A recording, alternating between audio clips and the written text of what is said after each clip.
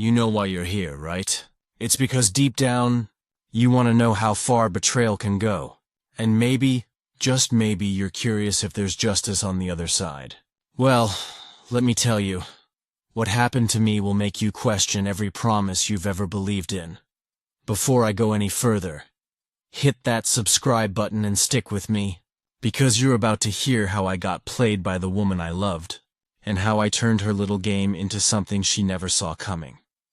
Now, imagine this. You work your whole life, saving every dollar, thinking you're building a future for us, not just you. You sacrifice weekends, miss family dinners, even pass on vacations. Why? Because you trust your wife, because you think she's got your back. But here's the twist. What if she was never building a future with you, but building one without you, using your money, your sweat, your loyalty, everything you gave, to fund her new life? Yeah, sounds like a bad movie, doesn't it? Except this wasn't a movie. It was my life. And let me tell you, when the truth hit me, it wasn't some quiet discovery. No.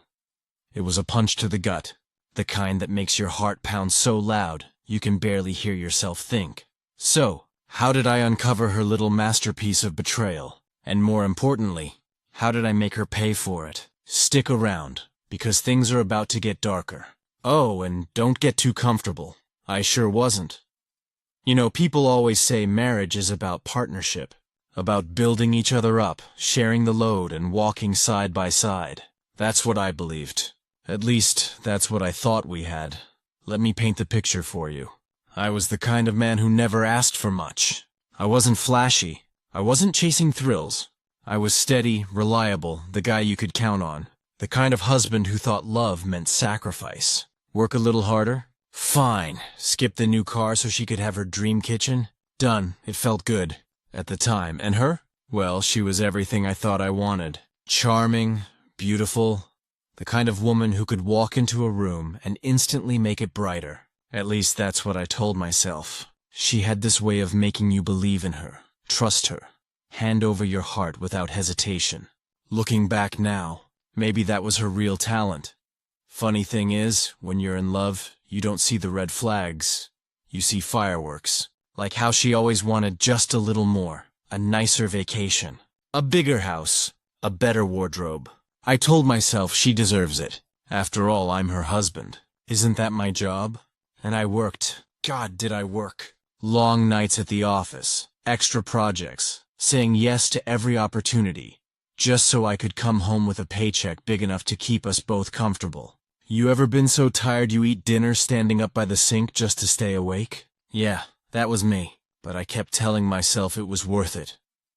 Because every smile she gave me, every thank you, honey, every kiss on the cheek felt like fuel, like proof that I was doing something right, that we were in this together.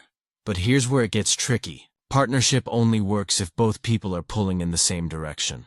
And little did I know, she wasn't. She was smiling, yes. She was thanking me, yes. But in her mind, she was already building something. Something that didn't include me. Sometimes I replay those early years in my head and wonder, did she ever love me? Or was it always just a transaction? Because while I was breaking my back to provide, she was busy drawing up blueprints for a future where I was just a footnote. And here's the kicker. I wasn't blind. Deep down, I felt something was off. But when you love someone, you learn how to lie to yourself. You excuse things. You ignore the little voice in your head whispering, "This doesn't feel right." Let me ask you, have you ever ignored your gut only to find out later it was screaming the truth? Yeah, that's the story of my life. So while I thought I was building a marriage brick by brick, what I was really building was her escape route. And I was footing the bill, but I didn't know that yet. Not then. Back then, I still believed we were a team. And when you believe that, you don't question the small things. The extra credit card charges, the girls' trips, the sudden interest in investments. I thought it was love. Turns out it was strategy, and soon enough, I'd find out exactly how much of a fool I'd been. It didn't happen all at once. That's the thing about manipulation. It creeps in slowly, like water seeping through cracks. By the time you notice the floor's flooded, it's already too late. At first it was little requests. Hey honey, wouldn't it be nice if we upgraded the living room furniture? We've had this stuff forever. Or, babe, I saw this deal for a vacation package. We deserve a break, don't we? And you know me, I wanted to make her happy. I wanted her to feel proud of the life we were building. So I said yes, again and again and again. But here's where it gets clever. She never asked for things directly for herself. No, that would have been too obvious. Instead, she framed it like it was for us, for our future, for our happiness. And let me tell you, when someone you love looks you in the eye and says, "Don't we deserve this?" it's almost impossible to say no. Before long, she had me signing papers for credit cards I didn't even want. She'd say things like, "Oh, it's just to build our credit," or "It's just for emergencies." But the emergencies always seemed to involve handbags, spa days, and investment opportunities with friends I barely knew. And every time I raised an eyebrow, she had an answer. Smooth, convincing, like a lawyer who'd been rehearsing her case for years. "You're working so hard," she'd say. "You never treat yourself. Let me enjoy a little. It's for both of us. Tell me, how do spa days and champagne brunches count as both of us?" Because last time I checked, I was eating leftovers at the office while she was clinking glasses in some rooftop lounge. But I let it slide, because love makes you stupid. And I was very stupid. It wasn't just money, either. It was lifestyle creep. Suddenly our home wasn't good enough. Our cars weren't sleek enough. Our vacations weren't exotic enough. Every raise I got, every bonus, disappeared before it even hit my account. It's like she had radar. She knew the numbers before I even did.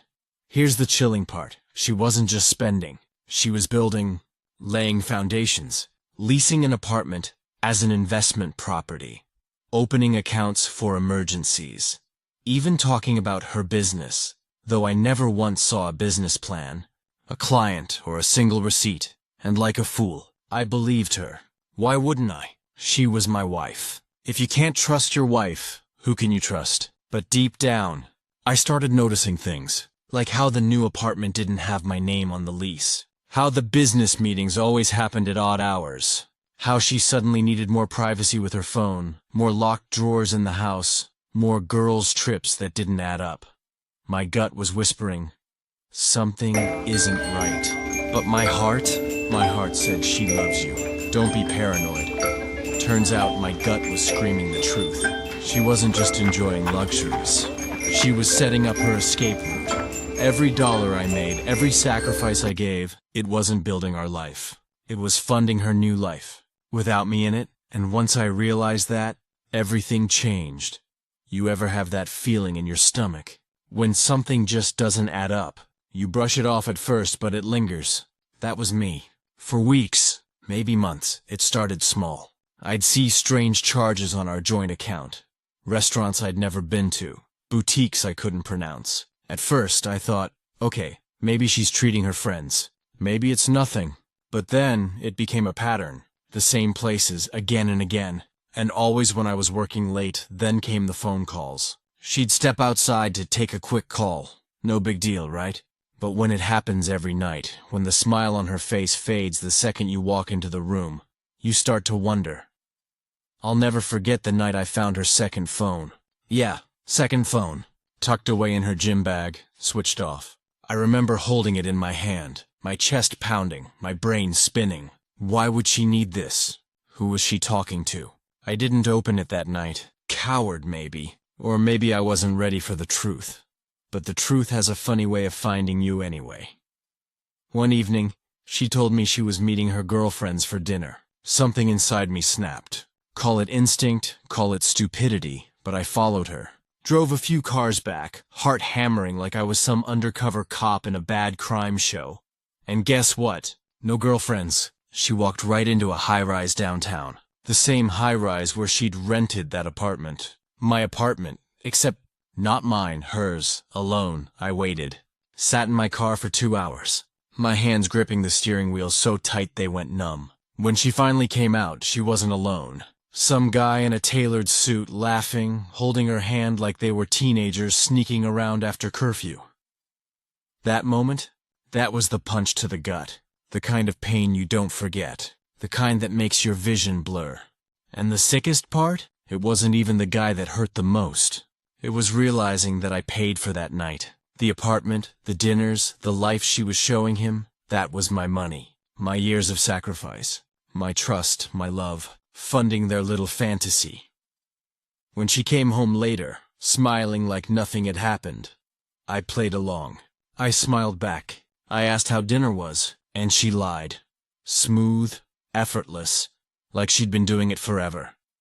That was when the fear turned into something else. Not sadness, not heartbreak. Something darker, determination. I couldn't unsee what I saw. Couldn't ignore the truth anymore. She wasn't just distant. She wasn't just greedy.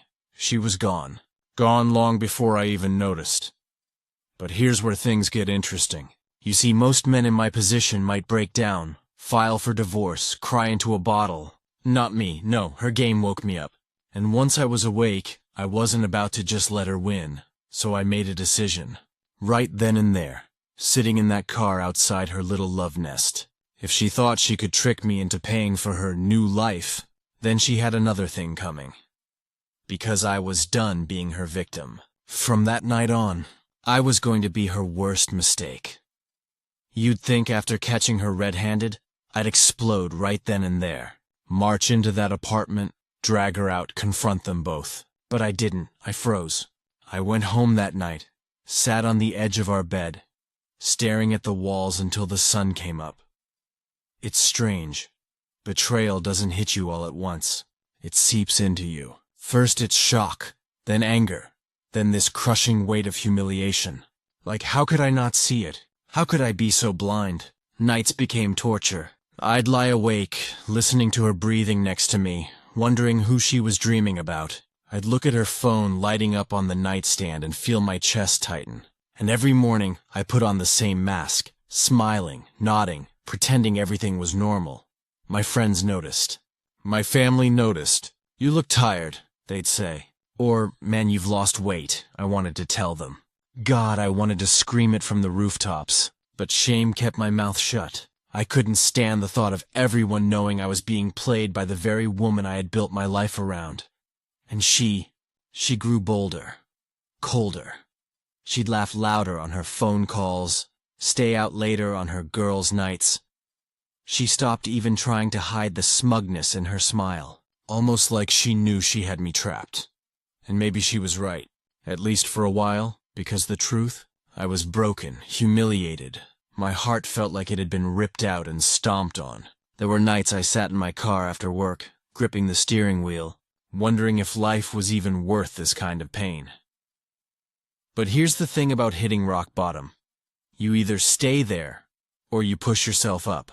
And as much as I wanted to drown in my misery, a new fire started to burn inside me. I realized something. I'd spent years sacrificing for her, building her life at the expense of mine. And now she thought she had won. But she underestimated one thing, me. And in that silence, in that pain, I started plotting. She thought she was the master manipulator, but now it was my turn. When you hit the bottom, you learn two things very fast. Pain is honest, and time is a weapon. I had both. Pain made me clear. Time gave me space to think. Revenge, I decided, wouldn't be loud or stupid. It would be patient, precise, and, most important, legal. Because there's nothing uglier than losing your self-respect while you try to win back what was stolen. First step. Information. I started writing everything down.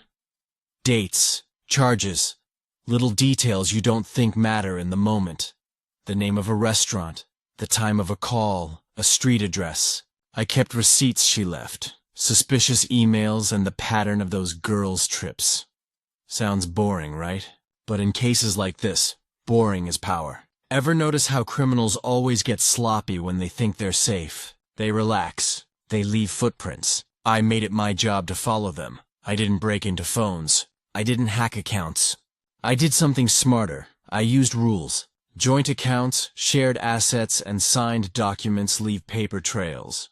Banks respond to formal requests. Lawyers respond to facts. So I quietly hired a lawyer. one who knew family law and numbers. I also found a private investigator. No, not a cheap TV one. Someone who did things by the book. Surveillance, background checks, and who could confirm what I already suspected without giving me false hope. Next, I controlled the money flow. Not with some dramatic bank heist, with statements and freeze notices once we had grounds. You can't take what isn't there. So I documented every transaction that looked personal and unnecessary. Then asked my lawyer about temporary freezes and emergency protective measures when marital funds are being abused. Legal tools exist for a reason. Use them. Not a how-to, just a truth. Here's a little pattern interrupt for you. Ever think revenge can be polite? Mine was quiet emails, formal letters, a certified demand here, a suspension request there. It felt almost clinical, like drying a wound with antiseptic. Unsentimental, terrifying. While the legal cogs started turning, I set my emotional trap. I began to mirror her behavior, only I did it on paper. I created a scene, a faux investment proposal, an opportunity that needed immediate signatures. I didn't lie. I presented facts that tempted her. Access, convenience, a quick payoff. She loved convenience. She loved quick. She took the bait. Why? Because she still thought she was the smarter one. That signature bought me time and the proof I needed. Paper is a loyal friend. It doesn't forget. All the while I kept my face calm at home. I smiled at breakfast, showed up to work, and pretended not to know. When she bragged about new plans, I nodded. Inside, I was doing the hard work of assembling a case. Bank statements lined up, witnesses interviewed, the other man's apartment on record. Every piece fit like a puzzle. And then I did what most people don't do. I planned the reveal. Not a drunken confrontation in a restaurant. A moment that would leave no room for her lies. A place where facts speak loudest. Documents, witnesses, and an audience who couldn't be swayed by her charm. Public, legal, and final. So the question isn't whether I wanted revenge. Of course I did. The question is how cleanly I could take it. How I could strip away the fantasy she built with my money and show the world the foundation was rotten. She thought she had set the perfect exit. She had no idea she was walking into a courtroom of truth I'd been building, quietly, brick by brick. And when she walked through that door, everything would change. But before I tell you how the trap closed, before the confrontation that decided everything, there's one piece you'll want to hear. It's the thing she never saw coming. Stick with me. You ever rehearse an argument in your head 100 times before it happens? That was me. Weeks of sleepless nights, running through every version. Anger, tears, pleading. But when the day came, none of that happened. I didn't yell. I didn't throw things. I didn't beg. I planned. The stage was set. A quiet afternoon, lawyer present, documents stacked neatly in front of me. Neutral ground. Her guard was down. She thought it was some routine financial meeting. Just another dull chore she could breeze through with that fake smile of hers. I'll never forget the look on her face when she walked in. Confident, almost bored, flipping her hair like she had better places to be. She sat down, crossed her legs, and asked, "So, what's this about?" And that's when I slid the first file across the table. Bank statements, transactions, the luxury bags, the business dinners, the apartment lease without my name. Each page a silent hammer, driving the truth deeper. Her smile faltered. She scanned the papers, then looked up at me, trying to laugh it off. "You're overthinking. These are just normal expenses. Why are you making this dramatic?" Dramatic, that word. My blood boiled, but I kept calm.